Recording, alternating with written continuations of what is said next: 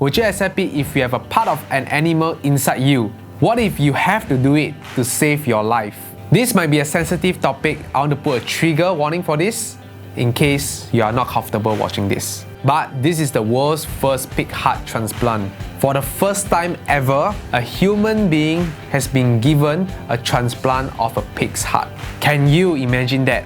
An animal probably served in your plates can now be used for a human transplant. If you wonder why pigs, it's because researchers have shown that pigs' organs are actually very similar to humans. The pig's heart is genetically modified for acceptance into human bodies, so it actually went through a lot of process before they decide to attach it to the human body. The donor pig ever has 6 human genes inserted to it to further increase the chance of acceptance, meaning it's not entirely a pig's heart anymore because it has human genes in it. Well, I'm not going to lie, but this sounds like a freak show already. But what if I tell you that this is your last resort in order to survive? Will you do it?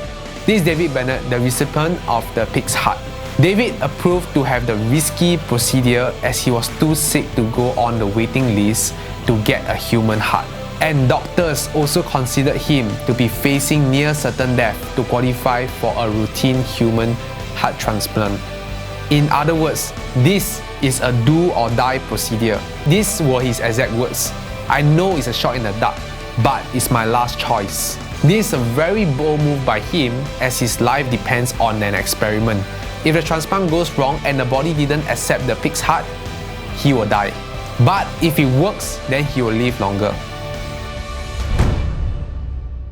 On January 7, 2022, the transplant took place along with a lot of doctors to perform the risky operation. Turns out, it was a successful one. Can you believe that? This just opens a lot of doors to the future transplants, and this marks a history on transplants from animals. Now he is under observation, and if he continues to stay well, this could open doors to such transplants for a growing pool of other people.